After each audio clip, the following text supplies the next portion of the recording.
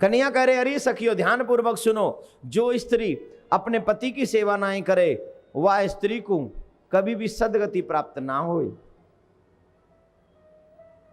यालिए मैं तुमसे कह रहा हूं तुम अपने अपने घर चली जाओ और अपने अपने पति की सेवा करो। तुम्हें मैं एक दृष्टांत सुनाऊं, ध्यान पूर्वक सुनो। बोले सुनाओ पंडित जी महाराज। बोले गोपियों, एक ब्राह्मणी बड़ी पतिव्रता ही, ब्राह्मण भी बड़े अच्छे वेद पाठी ब्राह्मण है, नित्य यज्ञ होम तप व्रत कियो करे है।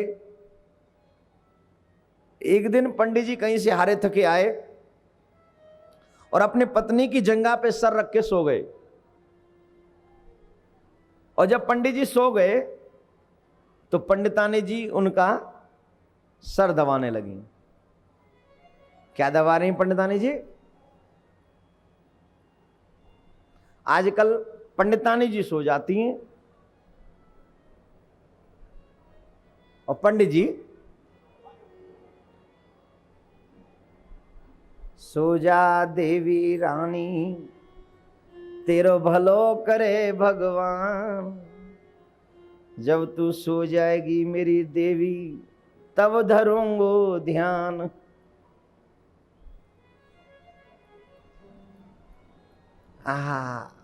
क्या बात है। हे भगवान, सबको एक एक पति इतना अच्छा मिले। रोज आजकल दबाते हैं क्या? क्यों साहब? सही बता ना, तुम्हें जो झूठ नहीं, हरिद्वार में झूठ बोला तो पाप लग जाएगा। राधे राधे बोलना पड़ेगा, जोर से बोलना पड़ेगा। राधे राधे। हमारे मुख्य यजमान कह रहे क्यों सच्चाई बुलवा रहे हो महाराज, रहने ही दो। चलो मान लिया, हम तो दर्द का सब रूपरेखा समझ ले दूर से ही। और वैसे भी कहते हैं ना कि एक रोग के दो मरीज हों तो दर्द समझ में आता है। बोलो राधे राधे। खैर नहीं, ये तो हास्य विनोद है। हमारी भारतीय देवियां आज भी सबसे बहुत आगे हैं, इसमें कोई दो राय नहीं। आज भी जितने धर्म का पालन, जितनी संस्कृति का पालन हमारे भारतवर्ष में होता है, उतनी धार्मिक संस्कृति का पालन किसी भी विश्व के किसी कोने में नहीं होता। इसलिए भारत की प्रत्येक देवी वाकई वंदनीय है, वाकई पूजनीय है, वाकई सम्मानीय है। लेकिन ध्यान रखना, सम्मान बचा रहे है?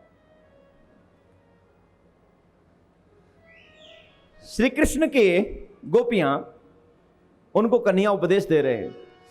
ब्राह्मणी सर दबा रही थी, पति सो गए, उन्हीं के एक अबोध बच्चा, उनके बालक खेलते खेलते अग्निकुंड की ओर बढ़ी।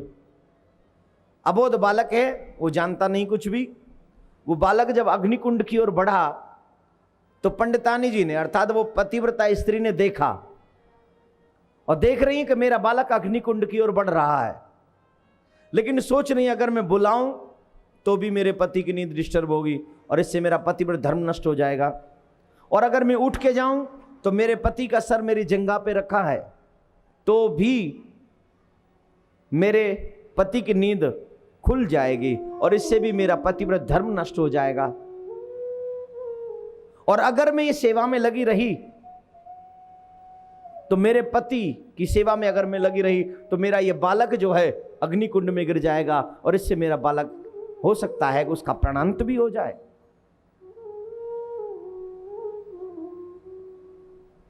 अब सोच रही है करे तो क्या करे, अपने धर्म को बचावे या अपने बेटे को बचावे। आखिरकार निर्णय कर लिया, अगर मेरा बेटा जाता है तो जाए, लेकिन मैं अपने धर्म को नहीं जाने दूंगी। बोले क्यों? बोले पति धर्म है और पुत्र कर्म है, और अगर कर्म को बचाने के लिए धर्म को छोड़ोगे तो मुश्किल में पड़ जाओगे मेरे प्यारे। लेकिन कभी भी कर्म को बचाने के लिए धर्म नहीं छोड़ना, और धर्म को बचाने के लिए अगर कर्म छोड़ना पड़े तो छोड़ देना, इसमें तुम्हारे धर्म की रक्षा होगी। देवी ने सोचा पुत्र तो कर्म है, और पति धर्म है, मुझे अपने धर्म की रक्षा करनी है। ये सोचकर देवी ने अपने उस शिशु की रक्षा नहीं की, बल्कि अपने धर्म की रक्षा की और सेवा में लगी रही। और इतने में ही वो बालक अग्निकुंड में गिर गया। और जब वो बालक अग्निकुंड में गिरा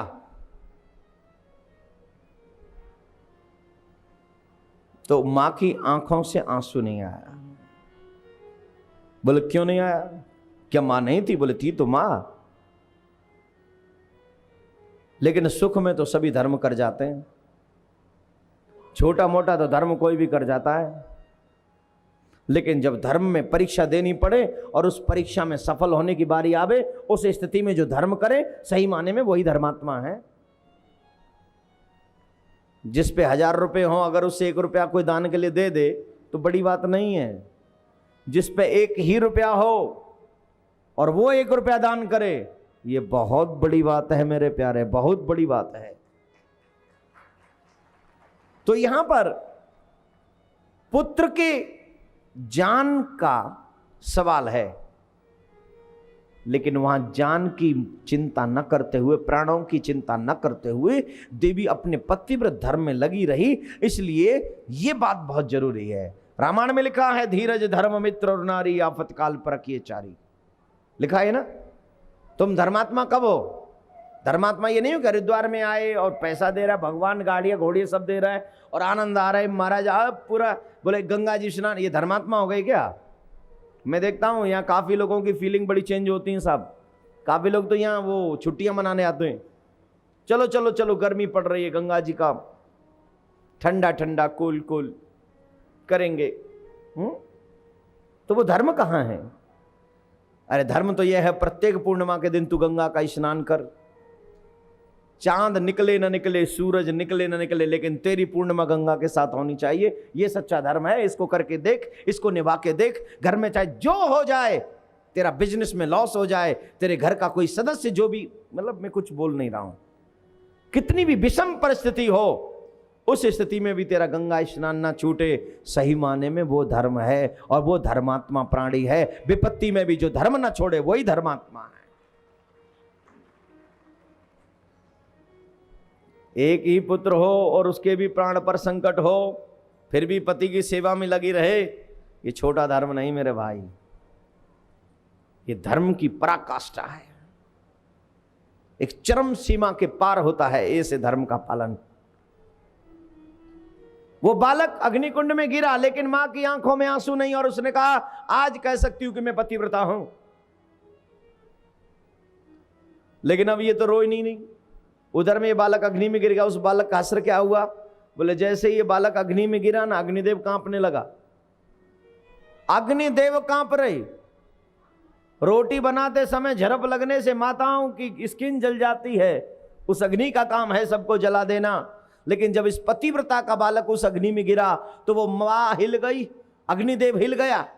हिल रही अग्निदेव, कांप रही, करूं तो करूं क्या? अगर मैंने इस बच्चे को जला दिया, जो कि मेरा स्वभाव है, जो मेरी आदत है, जो कि मेरी फितरत है, अगर मैंने इस बच्चे को जला दिया तो इसकी मां में वो शक्ति है, इतनी बड़ी पतिव्रता है कि ये मुझे श्राप देगी तो मैं भी भस्म हो जाऊंगा। अर्थात अग्नि का काम है जलाना, लेकिन पतिव्रता अगर श्राप दे तो अग्नि को भी जला के खाक कर सकती है। इतनी पतिव्रता में ताकत होती है, शक्ति होती। अब अग्निदेव कांप रहे, करूं तो करूं क्या? तत्क्षण याद आया, संतों को देखकर शत्रु भी स्वभाव बदल लेते हैं, भक्तों को देखकर दुष्ट भी अपनी राह बदल लेते हैं। चलते जाओ जमाने में, ए मेरे कृष्ण के प्यारे, घबराना नहीं। दुनिया में हर मुश्किल जब जीवन में आए तो हर मुश्किल भी आसान हो जाती है जब भक्त सच्चे मन से एक राह पकड़ लेते हैं। चल के तो देखो, चलोगे नहीं तो कैसे मिलेगा? अब अग्निदेव ने अपना स्वभाव बदल लिया। उनका काम है जलाना, लेकिन दृढ़ निश्चय कर लिया मैं इस बच्चे को जलाऊंगा नहीं। उस बच्चे के लिए वो ऐसे हो गए जैसे चंदन की कीच होती है। जितनी चंदन में शीतलता है, जितनी चंदन में कोमलता है, जितना चंदन कोमल है, जितना चंदन शीतल है, उतनी ही शीतलता उस अग्नि में आ गई, अग्नि कुंड में आ गई, और वो बालक खेलता हुआ उसमें से बाहर निकल आया। और ये कृष्ण कहते हैं ऐसी पतिव्रता का अनुकरण करो गोपियों।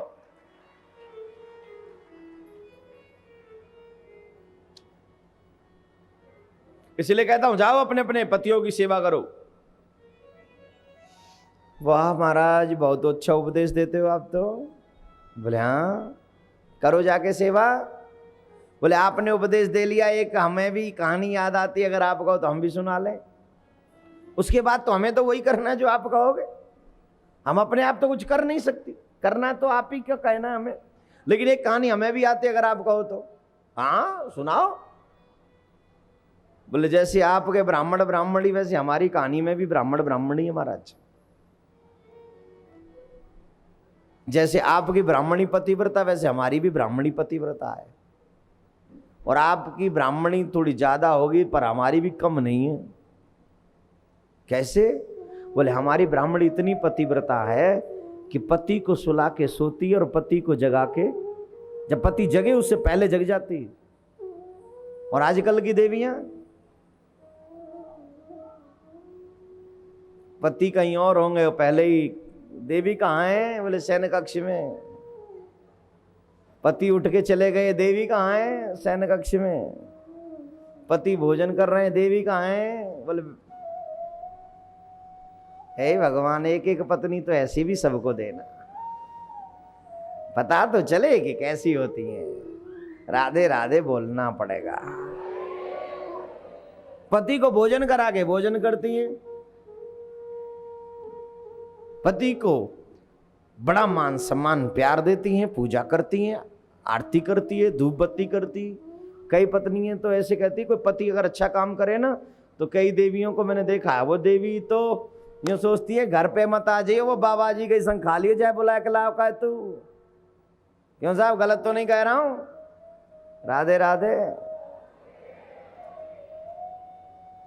एक व्यक्ति ने हमारी कथा कराई, और कथा कराई, वो बेचारे बड़े व्यस्त रहते थे हमारे साथ, थोड़े लेट घर पहुंचते थे। देवी जी एक भी दिन कथा में नहीं आई, उनकी एक भी दिन कथा में नहीं आई।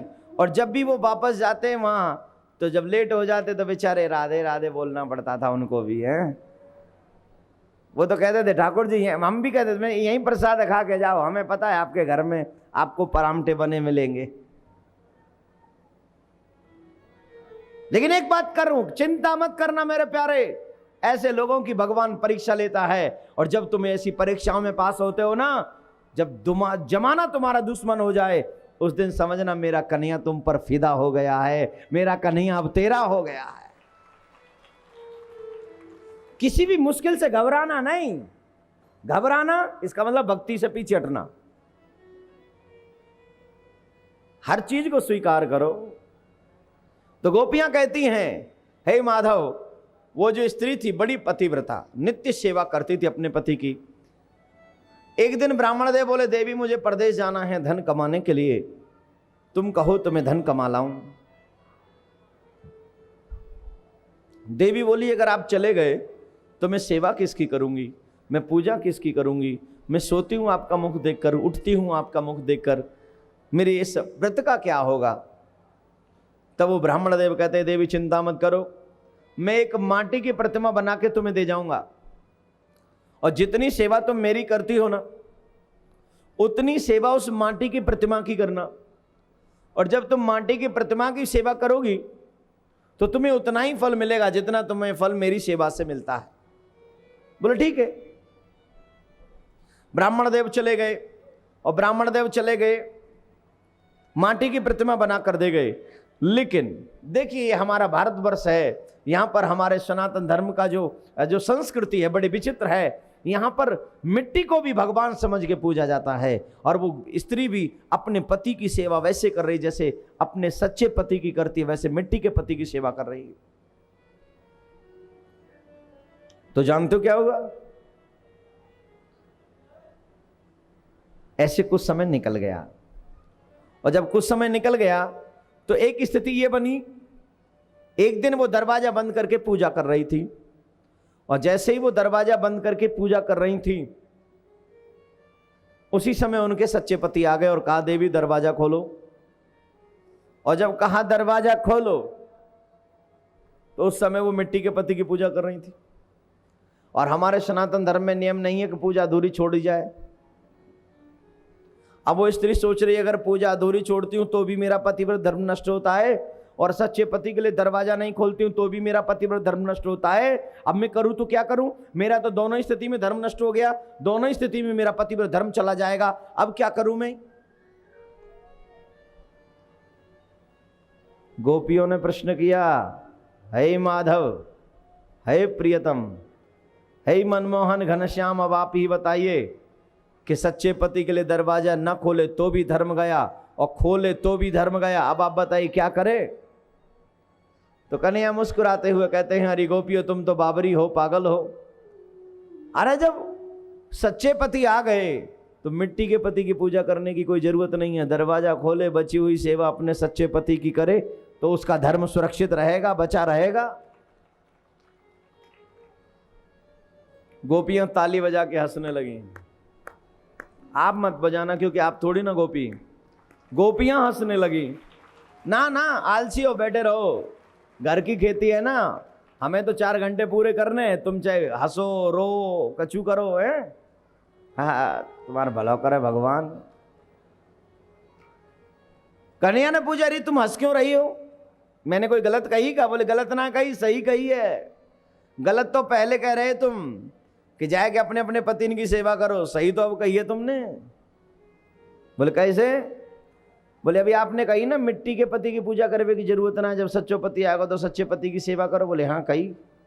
बोले तो प्यारे अब हमारी सुन लो, जब तक आप हमारे जीवन में नहीं आए तब तक तो हमें मिट्टी के पति की सेवा करती रही, लेकिन जब आप हमें सच्चे पति मिल गए तब इन मिट्टी के पति की सेवा भलो कौन करे और क्यों करे।